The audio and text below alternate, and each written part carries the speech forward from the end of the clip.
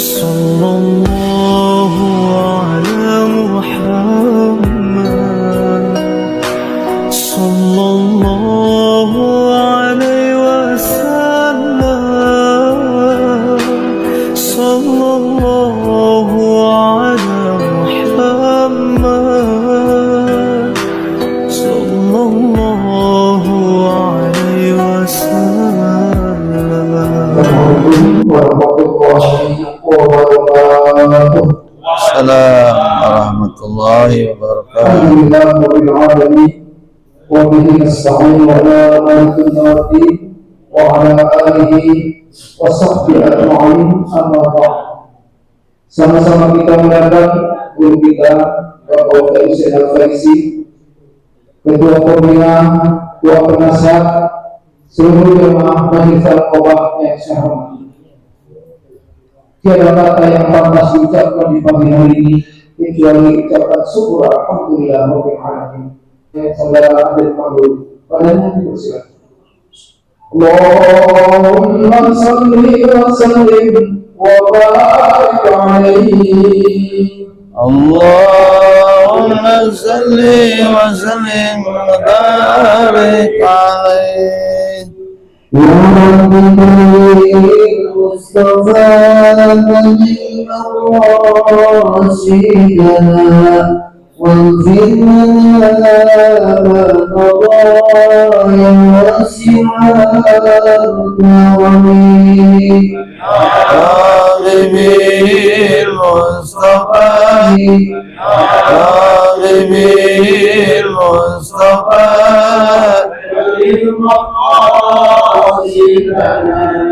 واغفر لنا ما مضى يا واسع الكرم. اللهم صل وسلم وبارك عليه. اللهم صل وسلم وبارك عليه. Hadirin saudara-saudaraku, selanjutnya mari kita sama-sama simak, mari kita perhatikan penjelasan tentang syukur itu menetapkan nikmat dan kufur itu menghilangkan nikmat. Bersumber dari kitab Ibn Abdul Rumam Al-Iqazil Hikam Bisyaril Hikam, karangan Imam Ahmad bin Muhammad bin Azibat Al-Husayn, sampaikan oleh guru kita Bapak Ustaz Al-Faisi. Terima kasih. Bismillahirrahmanirrahim. Assalamualaikum warahmatullahi wabarakatuh.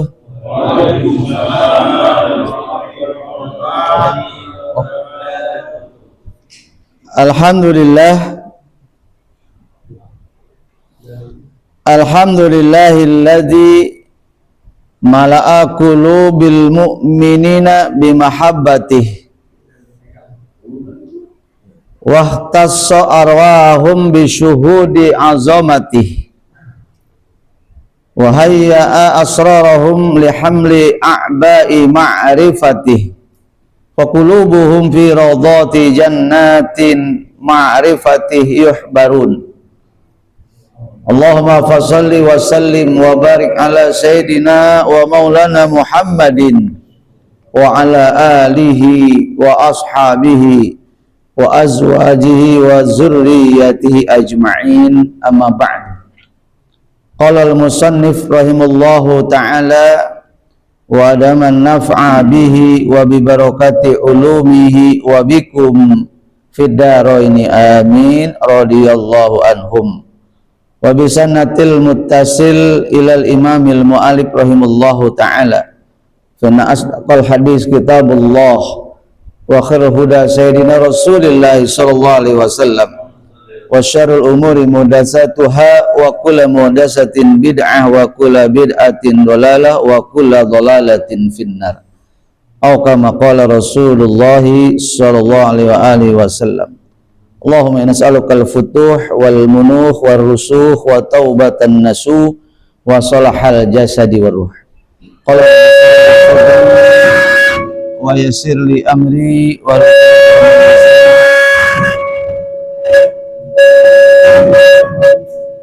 Qala rabbi shrah li sadri wa yassir li amri wahlul 'uqdatam min lisani yafqahu qawli. Hadratil mukarramin wal mutaramin, segenap yang sama kita hormati, kita muliakan guru kita akhinal kiram al-ustaz Kiai Haji Mamun Adung, natallahu bituli hayatihi wa murabbi ruhi, amin. Wabil khusus kepada segenap pengurus Salim Al-Aqobah dari ketua umum dan jajarannya, semoga senantiasa diberi kekuatan oleh Allah dalam rangka dakwah dan menebar kebaikan. Mudah-mudahan Allah berikan keberkahan, kekuatan iman Islam, kesabaran, keikhlasan, dan mudah-mudahan berbuah hasil kebahagiaan janji Allah di dunia dan akhirat, amin. Wabil khusus kepada segenap pembina serta penasehat yang hadir pada kesempatan yang mulia ini, Bapak Haji Agus Rusbana dan segenap pengurus lainnya, bapak-bapak haji, jamaah rutin kajian Rabu subuh Salim Al-Aqobah. Wabil khusus kepada akhinal kiram Ustadz Sulaiman sebagai pembawa acara, dan wabil khusus kepada orang-orang tua kami yang senantiasa setia dalam rangka menemani dan hadir di setiap kegiatan taklim dan kajian-kajian. Mudah-mudahan kita semua Allah kumpulkan di dalam momen-momen kebaikan dan di dalam kegiatan-kegiatan rutin daripada kajian-kajian yang diadakan oleh pengurus daripada Masjid Salim Al-Aqobah, dan Allah berkenan kepada kita memberikan ridhonya, berikan kemudahan-kemudahan di dalam kehidupan kita. Allah jauhkan dari setiap kesulitan, Allah ganti setiap ujian dan bala serta bencana dengan rasa syukur kepada Allah yang tak terhingga.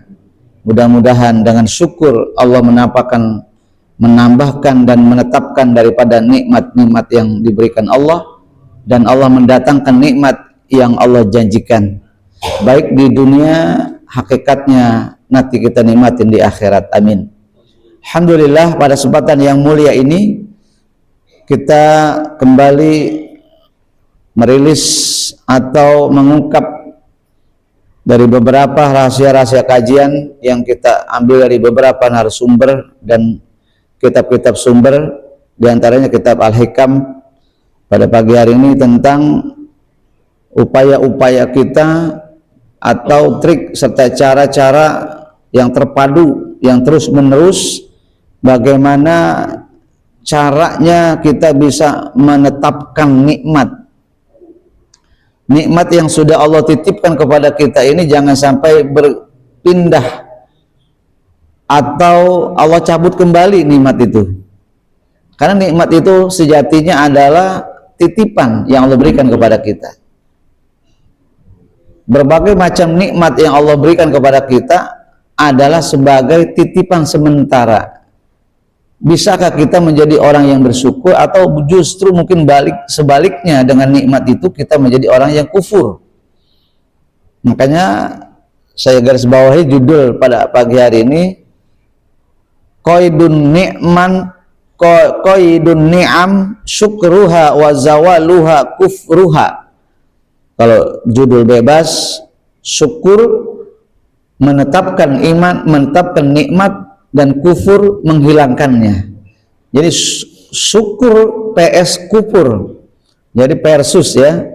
Jadi syukur lawan kufur. Ya, kalau syukur mengundang, menarik, serta menetapkan nikmat. Nikmat yang sudah ada akan bertambah. Allah akan tetapkan nikmat itu buat kita. Bahkan Allah terus, karena sudah mampu kita menjaga amanah dititipkannya nikmat, maka Allah ridho menambahkan nikmat tersebut. Allah terus ridho, Allah senang, Allah bahagia, menambahkan nikmat-nikmat yang sudah ada pada kita. Sudah ada satu, karena syukur tambah dua, karena syukur tambah tiga, jadi terus ditambah-tambah oleh Allah Subhanahu wa Ta'ala. Itu hakikatnya syukur.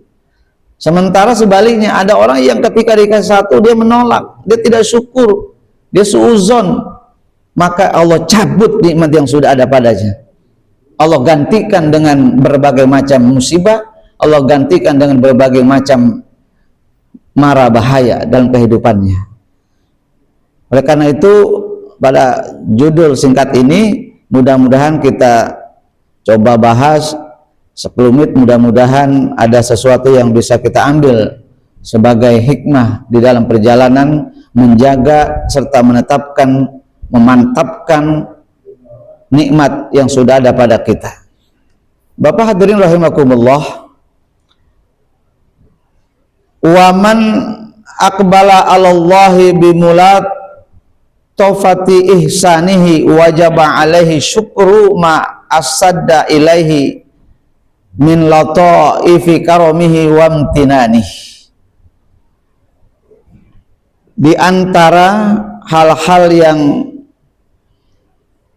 Allah berikan kepada kita, wa man aqbala 'alallahi bimulatafati ihsanih, di antara hal-hal yang Allah berikan kepada kita, kebaikan-kebaikan yang banyak, ya, dan kebaikan itu tidak begitu terasa oleh kita, bahkan cenderung kita lupa serta mengabaikan kenikmatan tersebut.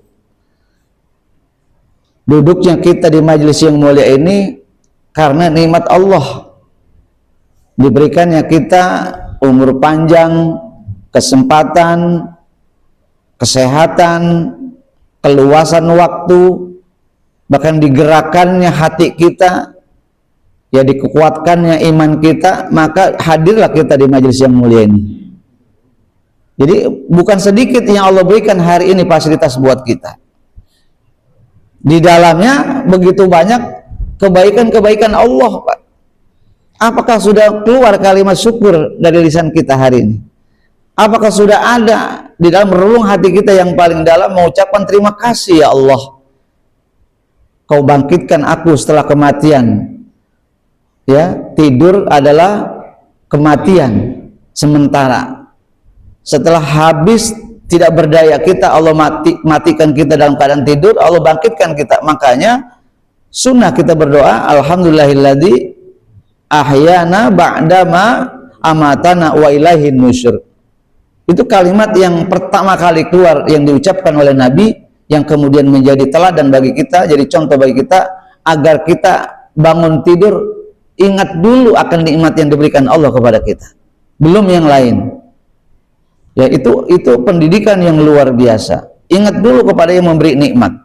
Makanya apa saja yang Allah berikan kepada kita, wa man aqbala 'alallah, ya, bimulatafati, dengan latif. Latif itu sesuatu yang cenderung begitu halusnya, begitu lembutnya, bahkan kita sendiri tidak menyadari bahwa kita hari ini sedang diberikan nikmat oleh Allah yang begitu luar biasa, tak ternilai.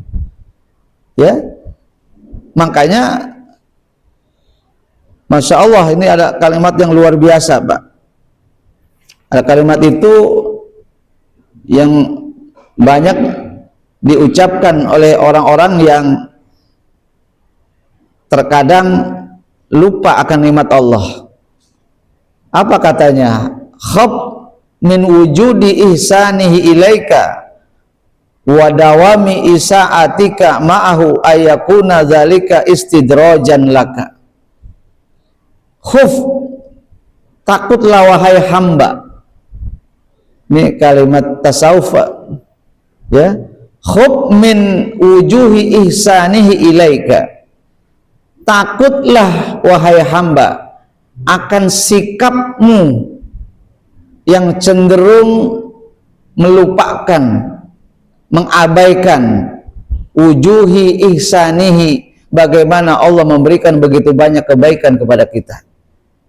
Ya, khub min wujuhi ihsani ilaika, Ya, hati-hati, takutlah wahai hamba terhadap sikapmu yang melupakan, yang mengabaikan kebaikan-kebaikan yang begitu banyak yang Allah berikan kepada kita.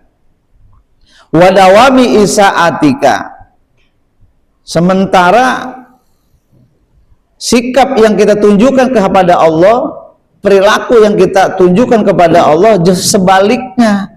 Wadawami isaatika, yang kita tunjukkan, kita hadiahkan di hadapan Allah adalah justru keingkaran, sifat-sifat keburukan, sifat-sifat kekufuran yang kita hadiahkan kepada Allah, yang kita berikan kepada Allah, bukan syukurnya karena begitu banyak nikmat kepada kita.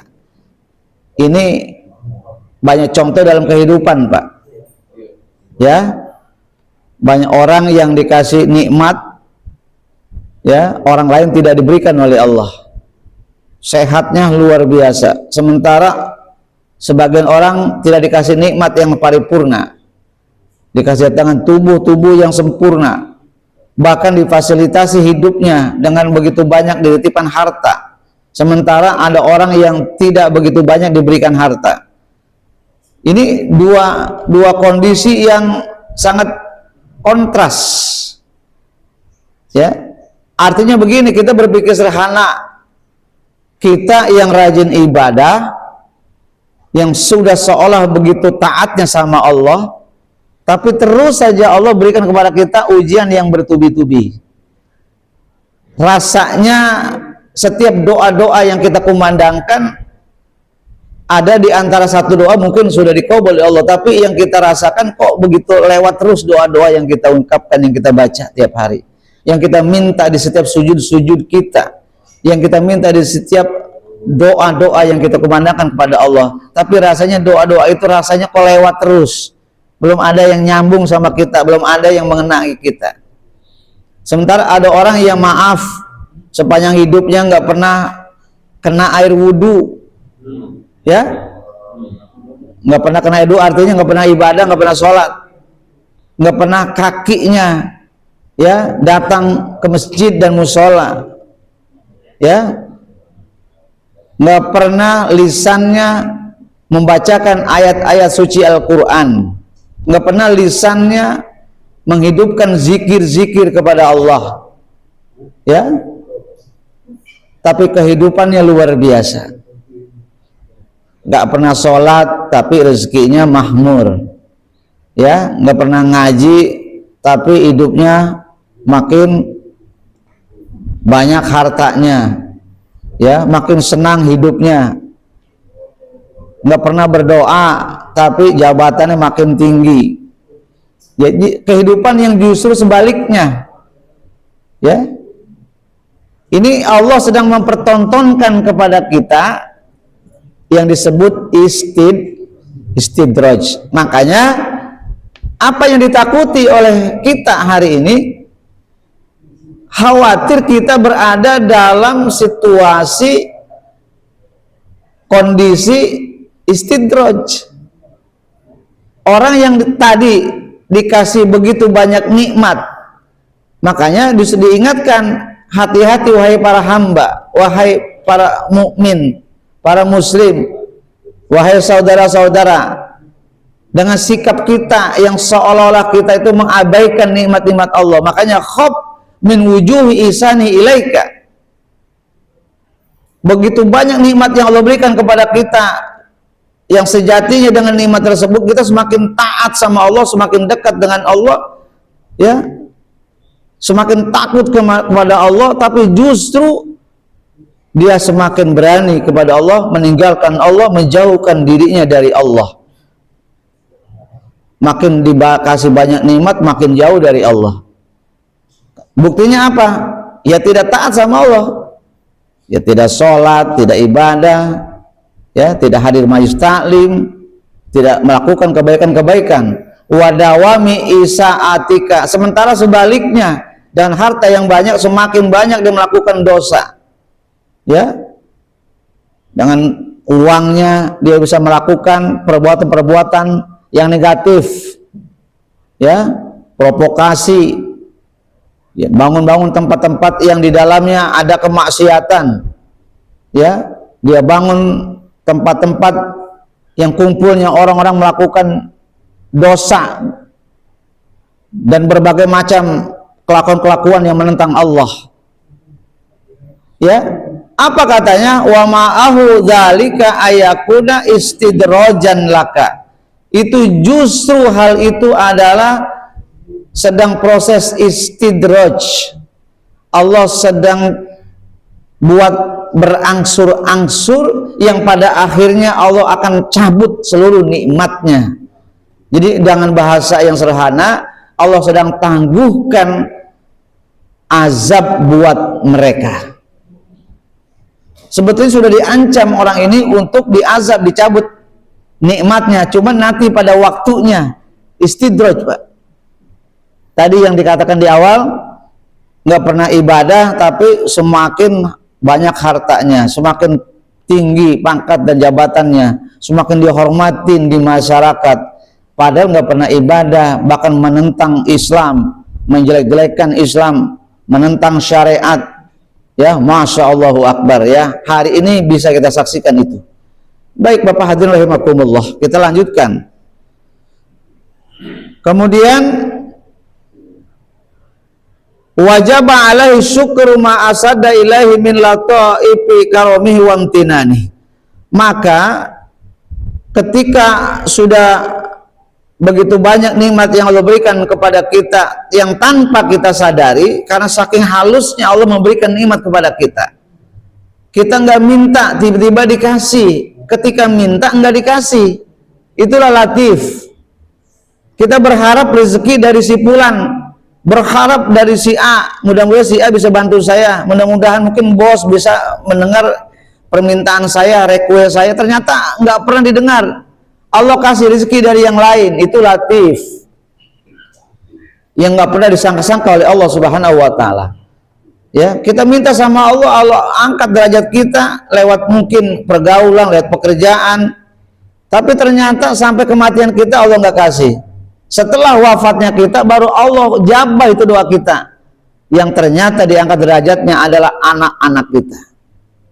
Tiba-tiba anak kita masuk pegawai negeri, sukses pekerjaannya, lancar bisnisnya, padahal anaknya nggak pernah berdoa minta sukses. Sadari dan tidak kita sadari, itu adalah efek positif dari dulu yang pernah kita investasi. Apa investasinya? Doa-doa yang kita doakan, kita minta sama Allah, ya baru kemudian muncul ketika kita sudah tidak ada lagi di dunia ini. Ini investasi, Pak. Makanya jangan pernah berkurang doa. Doa buat kita, buat anak kita, buat istri kita, ya buat saudara-saudara kita, buat teman-teman kita, jamaah kita. Doain setiap saat, banyakin doa. Nggak apa-apa kita rewel sama Allah. Ya, kalau rewel sama manusia pasti kita digedegin. Ya, rewel sama manusia pasti kita dibenci. Enak orang sama kita, ya. Rewel kita sama manusia, makin kagak demen orang sama kita. Tapi rewel sama Allah, Allah makin cinta, Allah makin lembut sama kita. Karena kita butuh Allah, sementara Allah tidak butuh kita. Jadi bagaimana cara ketika kita diberikan nikmat? Wajib alaihi syukru ma asadda ilaihi min lataifi karomi wa abtinani. Dengan begitu banyak kemuliaan yang diberikan Allah kepada kita, kesenangan yang diberikan kepada kita, ya, istri kita sehat, keluarga kita damai, anak kita lancar pendidikannya, ya, S1-nya selesai, S2-nya lanjut, pekerjaannya semakin bagus, lancar hidupnya, nggak pernah ada masalah. Ya, itu nikmat yang Allah berikan kepada kita, Pak. Ya.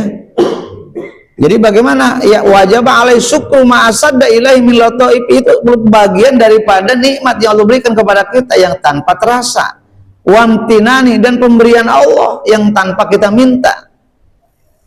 Ya, banyak sekali dalam kehidupan kita, Pak, yang nggak pernah kita sangka-sangka tiba-tiba muncul, yang nggak pernah kita minta tiba-tiba datang.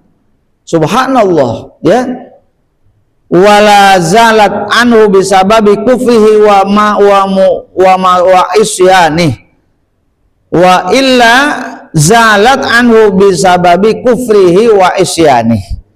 Bila tidak kita bersyukur atas nikmat Allah, maka pasti Allah akan cabut nikmat tersebut. Pasti. Kapan waktunya? Wallahu a'lam. Apa ketika kita masih hidup, atau boleh jadi ketika kita sudah wafat. Ketika kita masih hidup jaya, walau kita nggak pernah bersyukur sama Allah. Ya, karena Allah sedang tunggu saatnya nanti ku cabut nikmatmu. Ternyata dicabut nikmatnya ketika kita mau wafat. Ternyata istidraj terjadi pada keluarga kita berikutnya. Anaknya hidupnya susah, keturunannya hidupnya susah, anaknya melarat, gagal pekerjaannya, gagal. Semua dampak daripada perbuatan kita sebagai orang tua. Ini hati-hati, Pak. Ya, kita telah investasi kepada keluarga kita, investasi yang salah, investasi yang negatif, investasi yang buruk, karena salah perilaku kita ketika masih hidup terhadap Allah. Itulah namanya istidraj. Ini hati-hati, Pak. Ya, makanya diingatkan keras, jangan sampai ini terjadi tanpa kita sadari. Karena semua yang terjadi ini pasti tanpa kita sadari. Datangnya nikmat pun tanpa kita sadari. Bahkan datangnya azab, ya, bukan ujian loh, Pak. Orang-orang yang beriman datangnya bala kepadanya, datangnya musibah, merupakan bagian daripada ujian ketaatannya pada Allah, ujian keimanannya kepada Allah, ujian kesetiaan dan cintanya kepada Allah. Itu bagi orang beriman. Tapi bagi orang-orang yang tidak beriman, ujian itu adalah azab. Bila azabnya datang belakangan, itu namanya istidraj. Biasanya orang beriman itu ujiannya di depan. Ya, banyak berdoa, banyak ibadah, dekat dengan Allah, menjaga kesucian, menjaga kejujuran. Allah kasih musibah, musibahnya nggak berhenti-berhenti. Itu ujian atas apa? Kekuatan imannya, kesadaran dirinya, atas cintanya kepada Allah. Diuji kita dengan berbagai macam kehidupan. Betul? Kira-kira bagaimana perjalanan para nabi? Adakah seorang nabi yang hidupnya leha-leha, yang hidupnya senang terus, bahagia terus dengan anaknya dan keluarganya? Nggak ada, Pak. Dari zaman Nabi Adam sampai Rasulullah SAW itu dibuktikan dengan bagaimana begitu luar biasanya Allah berikan ujian yang bertubi-tubi bagi para nabi. Nggak ada yang nikmat hidup mereka, nggak ada yang leha-leha hidup mereka, Pak. Mereka pekerja keras semuanya para nabi itu, Pak. Ya, mereka bukan orang yang santai hidupnya. Mereka setiap saat keras cara berpikirnya, bagaimana Islam dimasuk ke dalam mereka, bagaimana ajaran tauhid sampai kepada umat mereka. Walau mereka dibantai, mereka dikejar-kejar, mereka dibully, ya, mereka dicaci maki, mereka difitnah, bahkan banyak mereka yang diancam, bahkan mau dibunuh, termasuk Rasulullah SAW. Berat ujiannya para nabi. Kita baru 1% saja luar biasa ujian kita dalam hidup kita. Kita tidak begitu banyak berperan di dalam Islam ini. Ya, kita seorang dai, tapi dai kita jauh dibanding dengan dakwanya para nabi. Kita nggak keliling dunia, Pak. Kalau para nabi dengan kesusahan hidupnya wajib menyampaikan kepada seluruh manusia, makanya berat di situ. Insya Allah mudah-mudahan cukup dengan kalimat yang sederhana, perbanyak syukur kepada Allah dalam kehidupan kita. Syukur atas segala nikmat, sabar atas segala musibah, itu sejatinya Allah akan berikan kepada kita nikmat-nikmat yang lain yang akan didatangkan buat kita. Amin. Walau boleh jadi nikmat itu belum didatangkan di dunia, tapi Allah tunda nikmat itu nanti buat kita nikmati ketika kita pulang ke kampung kita yang sejatinya, yang akan kita nikmatin nanti di rumah kita yang sebenarnya, di istana kita yang sudah disiapkan Allah, yaitu surganya Allah Subhanahu wa ta'ala. Amin. Mau dinikmatin surga di dunia cukup, ya, sementara nanti di akhirat kita jungkir balik. Mau nikmat yang mana, Pak? Saya mau tanya, Pak. Ya, cukup di dunia saja kita nikmatin paling lama 80 tahun, sementara akhirat gigit jari. Ya, atau mau sebaliknya, nggak apa-apa kita hidup di dunia apa adanya. Hidup di dunia kita penuh susah, penuh kesengsaraan, tapi kita sabar, kita ikhlas, kita syukuri berbagai macam nikmat, kita sabari atas segala musibah. Allah janjikan kepada kita di tempat yang paling nikmat nanti di surga. Amin. Ya, Bapak hadirin rahimakumullah. Kemudian malam yashkur ni'am faqad ta'arrada li zawaliha. Kata Syekh Ibnu Ajibah Al-Hasani, siapa orang yang tidak bersyukur, malam yashkurin ni'am, siapa orang yang tidak bisa mensyukuri nikmat, tidak terima dikasih sehat, ya masih ngeluh aja, tidak terima dikasih hidup enak, masih dongkol aja, ya tidak terima dikasih rizki, ya buat menopang kehidupan kita, karena yang dia lihat bukan orang yang posisinya di bawah dia. Dia lihat orang-orang yang posisi hidupnya, ekonominya, kehidupannya di atas dia. Ya, makanya selalu kalimat-kalimat yang keluar dari lisannya adalah tidak terima. Saya kok pakai motor, kenapa tanggal saya kok udah beli mobil? Dia udah punya satu, kok besok dia beli dua, kok kemudian dia beli tiga, saya kok masih motor aja, motor butut. Subhanallah. Ini kadang-kadang hati-hati yang begini jebakan buat kita, Pak. Ya, seharusnya ngelihatnya jangan ke atas. Ya kata Rasulullah, kalau soal dunia lihatnya kemana, Pak? Ke bawah. Lihat ke bawah, lihat. Kita masih nikmat, hidup sehat, masih bisa punya motor. Lihat ke bawah, masih banyak orang-orang yang tidak punya motor, boro-boro motor, Pak. Jalan aja nggak pedaksa. Ya, susah, banyak orang yang dibawa kita kehidupannya, kita masih beribu-ribu di atas mereka, kita punya nikmat. Ya, subhanallah, Pak. Makanya kalau orang yang nikmat lihat dunia ngeliatnya ke atas, nggak bakal pada syukur, Pak. Yang ada ngeluh kesah terus, ngeluh terus, nggak terima terus. Ya, yang ada kufur kita, Pak. Makanya siapa orang yang tidak bisa bersyukur atas nikmat yang telah diberikan Allah, faqad ta'arrada li zawaliha. Lihat yang terjadi, dia sungguh telah nyata, terang-terangan dia siap-siap Allah akan ambil nikmatnya.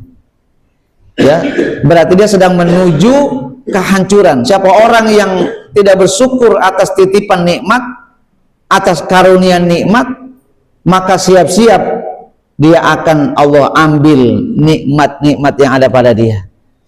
Ya, jadi kalau ada orang yang pernah sukses tiba-tiba hancur, ada yang salah dalam konsep hidupnya. Berarti ada yang dia tidak syukuri di antara itu. Pak, hidup kita ini enggak sendiri.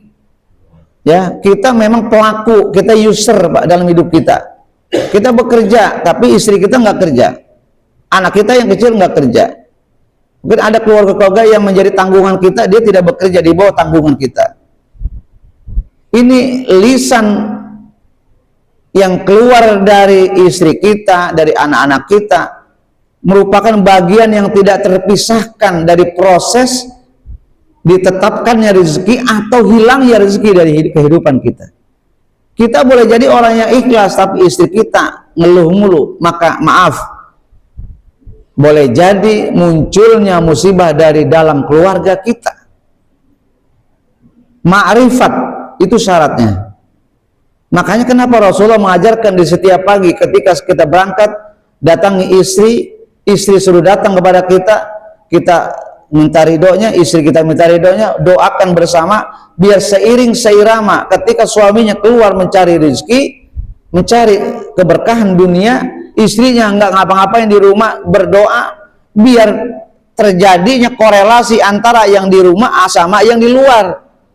Dia menyatu, dia menyambung, dia menjadi rahmat, maka Allah datangkan rezeki buat keluarga tersebut. Karena apa? Nyambung, Pak. Komunikasi aktif, HP-nya on, ya, WA-nya on, hidup terus, aktif terus, komunikasi jalan terus. Tapi ketika WA-nya di rumah mati, boleh jadi dia komunikasinya tidak jalan. Istri di rumah tidak komunikasi dengan suaminya, suaminya jalan sendiri. Ketika suaminya kena musibah, tidak tahu istrinya di rumah karena WA-nya nggak aktif.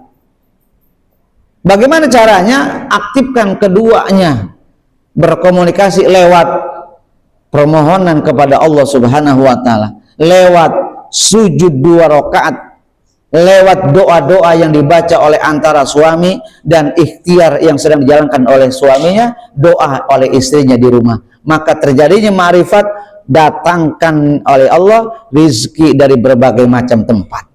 Kenapa kadang-kadang kita usaha di luar susah, bisnis gagal, keinginan tidak tercapai, apa saja sulit kita gapai karena di rumah nggak nyambung.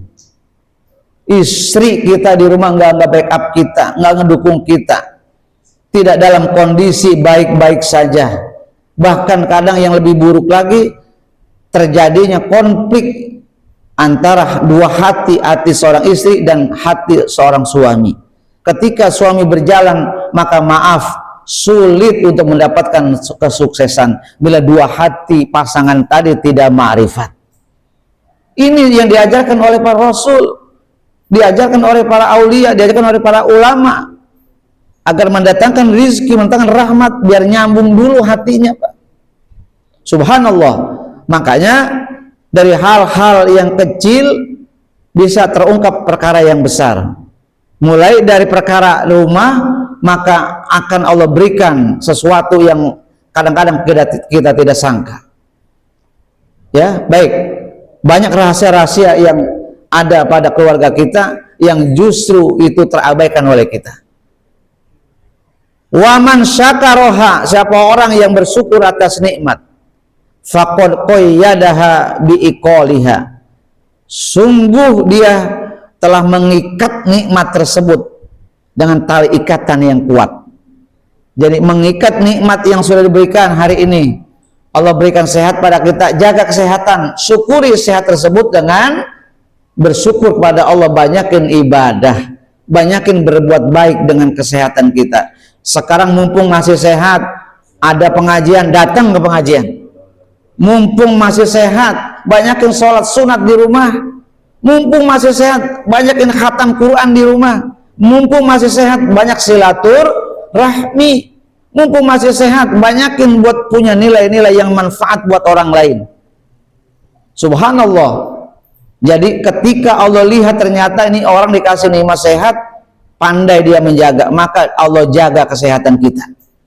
Subhanallah. Makanya ada orang di usia 40 tahun sakit mulu, ngeluh mulu, dicek sama dokter ternyata bukan satu penyakitnya, ya, ada diabetes, ya, ada darah tinggi, tambah lagi ada lambung, tambah lagi jantung, kagak habis-habis Pak penyakitnya Pak. Subhanallah. Ya, makanya kebanyakan kita ini takut kalau ke dokter karena penyakitnya nambah Pak. Makanya nggak dicek. Wah, kemarin baru diabetes, ini kok ada sekarang hipertensi, ada lagi, nah masya Allah. Makanya nggak berani ke dokter kita Pak. Ya, Bapak hadirin rahimakumullah. Jadi bagaimana cara mengikat nikmat, menetapkan nikmat agar nikmat tersebut ada pada kita? Caranya cuma satu, banyak-banyak bersyukur. Bagaimana harta yang sudah ada pada kita, yang Allah berikan kepada kita, titipkan sebagai kita sebagai amanah, manfaatkan harta tersebut buat kepentingan agama, buat membela agama, membantu fakir, membantu orang miskin, orang-orang yang lemah, orang yang tidak mampu. Keluarkan infaknya, keluarkan sedekahnya, keluarkan zakatnya. Itu bagian daripada bersyukur atas harta yang dititipkan kepada kita. Itu artinya kita sedang berproses menetapkan, memantapkan, mengikat harta kita supaya nggak pergi dari kita. Caranya bagaimana? Gampang tadi Pak. Banyak-banyak sedekah. Ya, tuh kantong jangan kosong. Ke masjid ada kotak, taruh. Mau harian, mau jumatan, mau taklim, ya. Ya, sekarang gampang ini Pak, nggak bawa juga. Ada QRIS, ya, dengan klik masuk Pak. Gampang Pak hari ini Pak. Ya, bagaimana itu? Dalam rangka menetapkan nikmat rizki yang Allah berikan kepada kita. Subhanallah. Makanya ada orang sampai bingung Pak, hartanya banyak, ya, termasuk Abdurrahman bin Auf sampai stres dalam hidupnya Utsman bin Affan juga sampai stres dalam hidupnya. Kenapa? Hartanya begitu banyak, padahal sudah triliunan, miliaran, bukan triliunan. Abdurrahman bin Auf, ya, dia keluarkan hartanya. Setiap Rasul minta dikasih, tanpa diminta pun beliau keluarkan hartanya. Subhanallah. Tapi sampai dia bingung, Pak, bagaimana caranya dia beli, ya, kalau bisa biar habis duit saya ini, harta saya, seluruh kurma yang ada di Mekah saat itu, kurma yang ada di seluruh kota Mekah, yang busuk, yang jatuh, yang kagak dibeli sama orang, yang tuan yang rugi, saya beli supaya duitnya habis, Pak Abdurrahman bin Auf. Dibelilah oleh beliau itu, Pak, korma-korma yang busuk di seluruh kota Mekah, Pak. Ya berapa puluh ton, Pak, korma busuk, Pak, dikumpulin sama yang punya kormanya, dikumpulin berton-ton, dibawa ke rumahnya Abdurrahman bin Auf. Biar duitnya habis nih, jangan sampai nggak habis-habis nih duit. Karena saking luar biasanya dermawannya nih orang bernama Abdurrahman bin Auf. Dia berharap jangan sampai pusing mikirin duit kagak habis-habis. Dia beli korma seluruh di kota Mekah yang ada, dikumpulin tuh apa, korma yang busuk, dibawa ke rumahnya, dibayar sama dia. Ternyata duitnya nggak cukup buat bayarin korma, ya, karena seluruh kota Mekah, Pak. Ditaruhlah korma itu di gudang-gudangnya yang jumlah gudangnya yang tidak terhitung, Pak. Berpuluh, beratus-ratus gudang ditaruh itu korma, Pak. Sekarang korma busuk buat apa, saya mau tanya, Pak? Kalau orang pakai logika, stres, Pak. Beli korma busuk, yang beli siapa? Maksudnya apa? Supaya duitnya habis ini Abdurrahman bin Auf. Selang berapa hari datang utusan dari Yordan, ya, raja ini butuh korma busuk buat obat, Pak. Dia punya pabrik obat, bahannya dari korma busuk. Datanglah utusannya 4 orang, Pak, ke kota Madinah, ke Mekah. Kata orang, informasi seluruh di kota ini, Madinah, Mekah, tidak ada lagi korma busuk. Kenapa nggak ada? Karena udah diborong sama Abdurrahman bin Auf. Ini orang 4 orang datanglah ke rumahnya Abdurrahman bin Auf di Mekah, Pak. Datang ke Mekah, dia ketemu, ternyata yang punya korma busuk cuma Abdurrahman bin Auf, Pak. Diboronglah dengan 10 kali lipat harganya, lebih mahal, Pak. Allahu Akbar. Tuh duit yang udah habis beli korma bertubi-tubi numpuk kembali, Pak, sampai stresnya Abdurrahman bin Auf, duit kagak habis-habis. Kenapa? Karena banyakin sedekah. Betul? Betul, Pak? Ya, kita duit sedikit, sedekahnya kagak. Ya udah, Pak, habis belanja habis, besok puyang lagi. Coba punya 100.000, Pak, sedekahin 100.000. Berani nggak? Punya duit 100.000, ada orang butuh 100.000, minta kasih 1.000, berani nggak? Nggak berani, Pak. Kita belum berani sedekah ekstrim, Pak. Ya, ingetin tuh Yusuf Mansur, sedekah ekstrim, Pak. Banyak, Bapak bawa mobil apa tuh? Wah, mobil carry. Udah, Pak, sedekahin, Bapak pulang, Pak. Wah, saya nggak punya ongkos, saya kasih ongkos 5.000. Itu namanya sedekah ekstrim. Kalau mau bangkrut, datangin Yusuf Mansur. Ya, bahkan kalau perlu tuh jam tangan yang mahal-mahal taruh sini, ya, tuh HP kalau perlu jangan dipakai lagi, taruh di sini, sedekahin, Pak. Pasti nanti Allah gantu 700 kali HP, kan begitu kata Mansur, Pak. Nyatanya bangkrut, Pak. Ya nggak bisa begitu, Pak. Beribadah itu harus cerdas, beribadah itu harus pinter. Punya uang 100.000, kita pakai motor. Sedekah 100.000, pas motor bannya pecah, pas kena musibah di jalan, sengsara kita, Pak. Itu bodoh namanya, Pak. Bagaimana cerdasnya? 100.000 itu kan dibagi 2, 50, sedekahin yang 50 buat mengundang teman-temannya yang 50, kemudian 50 dikali 700. Paham nih, Pak? Itu maksudnya 50 sedekahin biar ngundang yang 50 sama teman-temannya biar dibawa. Itu caranya. Nanti tuh ngundang deh, Pak, yang 50. Bilang, nih 50 saya keluarin, tapi kamu ngundang teman kamu ya. Bawa yang bagus-bagus. Begitu, Pak, ngomongnya. Ya, ini kan enggak, 50 dikantongin pergi, pulang masih itu juga. Masya Allah. Ada yang begitu, Pak? Saya yakin kalau jamaah Qobah nggak begitu, Pak. Ya, dalam rangka menjaga syukur tadi dengan 100.000 syukur 50.000. Kita syukurin Pak, syukur lu keluar. Biar datang yang lainnya ya. Insya Allah mudah-mudahan Allah bukan lagi menghilangkan rezeki, tapi Allah mendatangkan rezeki yang jauh lebih banyak.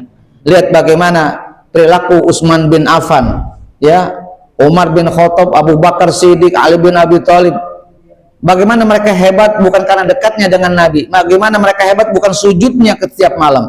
Bagaimana hebat karena bukan ikut perangnya bersama Nabi, tapi karena ahli sedekah mereka semuanya di hadapan Allah Subhanahu wa taala. Itulah yang diangkat derajatnya oleh Allah Subhanahu wa taala.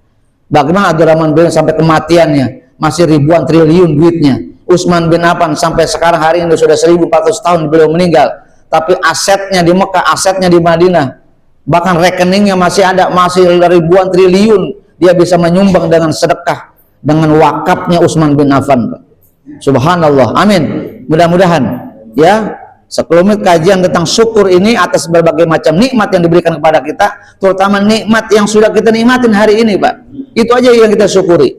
Dikasih usia kita hari ini di usia yang panjang, 50 tahun, 60, 70 tahun. Ayo kita jaga umur kita dengan cara banyak berbuat ibadah, banyak sujud, banyak tasbih, banyak hadir di majelis taklim, banyak membantu orang-orang lain. Dakwah dengan kemampuan kita. Dakwah bukan ceramah. Ceramah adalah menyampaikan. Ya, dakwah adalah memberikan contoh teladan yang baik. Rasulullah bukan ahli ceramah. Rasul bukan ahli khutbah, tapi Rasul adalah menjadi contoh.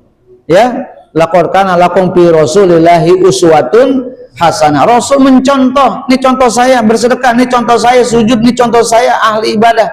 Contoh. Rasul nggak pernah mengabarkan itu kepada umat.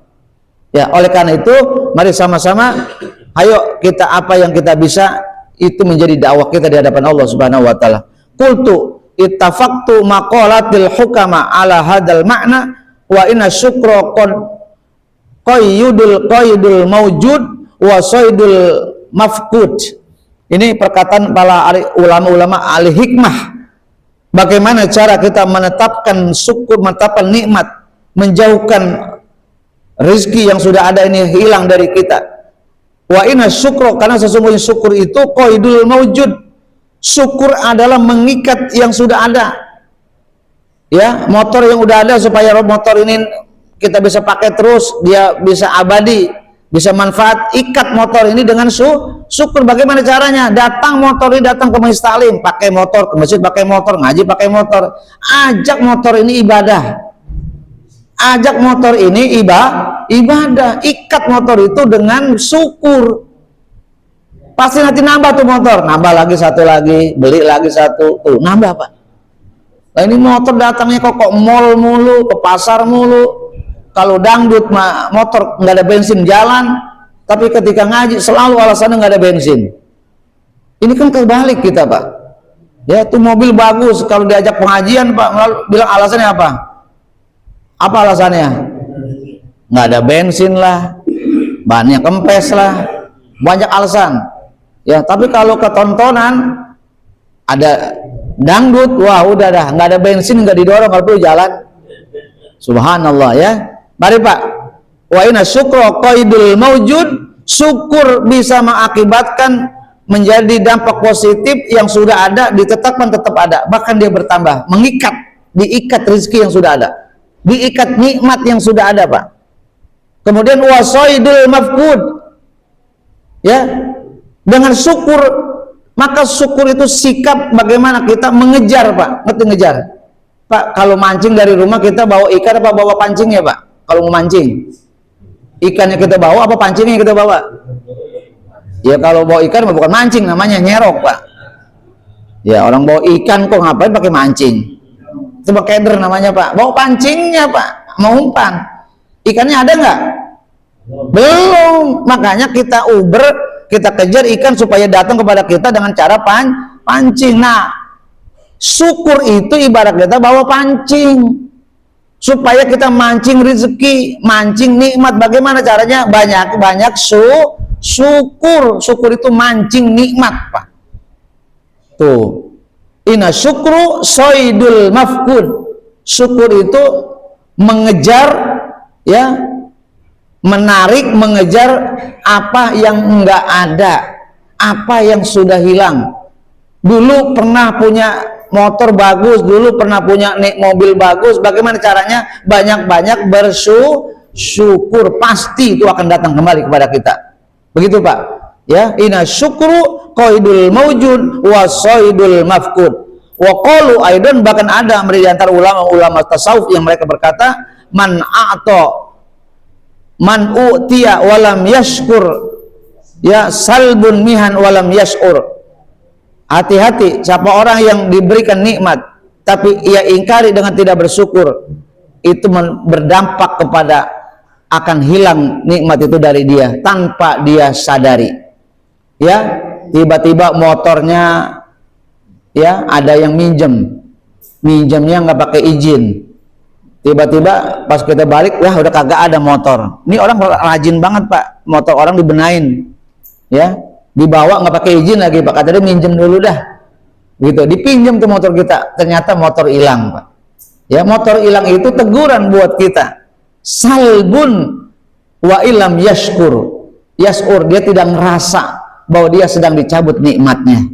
Karena apa? Ada yang lupa dari nikmat tadi tanpa kita sadari. Kita orang yang kufur, tidak syukur atas nikmat. Bapak hadirin rahimakumullah, innallaha la yughayyiru ma biqaumin hatta yughayyiru ma bi anfusihim. Ya, surah Ar-Ra'd ayat 11. Ai innallaha la yughayyiru ma biqaumin minan ni'ami hatta yughayyiru ma bi anfusihim minasyukri. Ya, tafsirnya adalah bahwa sungguhnya Allah Subhanahu wa taala tidak akan merubah nasib seseorang. Nasib apa? Nasib nikmat. Hidupnya susah. Kenapa susah? Karena pola hidupnya yang salah. Kalau pengen duit banyak, jangan banyakin zikir. Habis sholat selesai keluar. Kenapa? Cari rezeki. Karena rezeki bukan adanya di dalam masjid, rezeki adanya bukan dalam musola, bukan majelis taklim, adanya di luar, berinteraksi dengan orang lain. Keluar tenaga, keluar keringat, keluar ilmu, keluar otak, interaksi dengan orang. Baru Allah datangkan rezeki lewat orang lain. Ya, karena hal ini terjadi. Ada orang kerjaannya duha tiap hari, duha tiap hari, hatam Quran, kagak pergi dari masjid musola. Sampai jam 11 ternyata masih ada di situ. Umar jengkel Pak, disuruh pergi itu orang. Keluar kamu dari tempat ini. Karena sesungguhnya langit tidak akan pernah mendatangkan emas dan perak. Inna sama la tamtiru zahab wal fidah. Langit tidak pernah menghujani kamu dengan emas dan perak. Artinya apa? Rezeki nggak ada di sini. Langit nggak nurunin hujan emas. Keluar usaha bisnis, nyari usaha. Begitu Pak. Insya Allah mudah-mudahan sejatinya kita ini orang-orang yang sudah difasilitasi Allah dengan cara bersyukur atas nikmat. Bagaimana caranya? Bisa manfaatkan berbagai keadaan. Kita pebisnis, ya bisnis, tapi ibadah jangan ditinggalin. Orang yang ahli ibadah, ya ibadah, tapi usaha juga jangan ditinggalin. Sebab kata Allah Subhanahu wa taala, ya, kejarlah rezekimu. Ya, sebab rezeki itu Allah sudah tetapkan. Ya. Dan Allah sudah berikan kepada kita rezeki. Sementara akhirat adalah menjadi utama. Wala tansa nasibaka minad dunya. Ya. Wa batagi fima ataqallahu darul akhirah wala tansa nasibaka minad dunya. Wa batagi, kejarlah, carilah fima ataqallahu darul akhirah. Terutama yang menjadi prioritas kita adalah akhirat, Pak. Ngaji dulu baru jalan.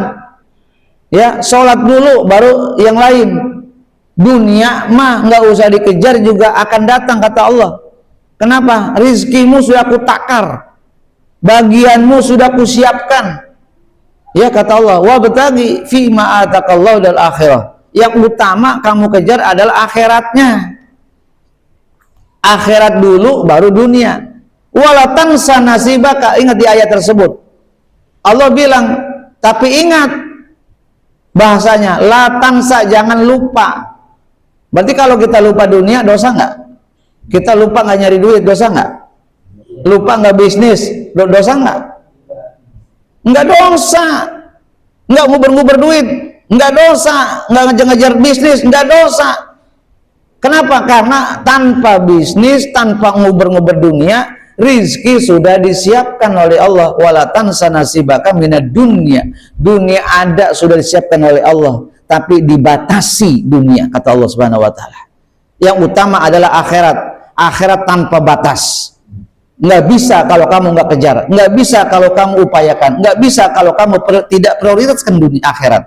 Karena akhirat harus diprioritaskan dalam hidupmu. Barangkali itu saja dengan dalam rangka dua kajian tadi tentang syukur dan nikmat. Mudah-mudahan keduanya berkesinambungan, seiring seirama. Jangan sampai kita ini orang-orang yang kufur ya atas berbagai macam nikmat karena kita tidak syukur atas nikmat. Jangan sampai kita bersyukur atas nikmat tapi kita tidak menyadari bahwa kita bagian daripada orang-orang yang kufur. Banyak kufur yang tanpa kita sadari. Contohnya apa? Tadi menggenggam sekuat-kuatnya harta kita yang padahal Allah sudah titipkan kepada kita. Amanatnya adalah wa mimma razaqnahum yunfikun. Di antara juga umur kita, ilmu kita, kemampuan kita, ada bagian orang lain di hak harta kita, ada bagian orang lain di antara ilmu kita, ada bagian orang lain di antara tenaga kita. Dan insya Allah mudah-mudahan kita orang-orang yang senantiasa bersyukur kepada Allah dengan memperbanyak menjalankan ibadah dan kewajiban kita sebagai orang-orang yang bersyukur. Demikian, lebih kurang saya mohon maaf. Hadanallahu wa iyyakum ajma'in. Assalamualaikum warahmatullahi wabarakatuh. Alhamdulillah,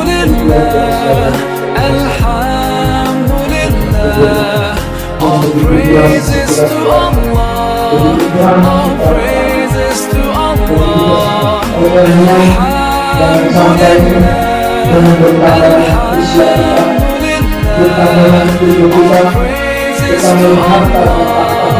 All praises to Allah.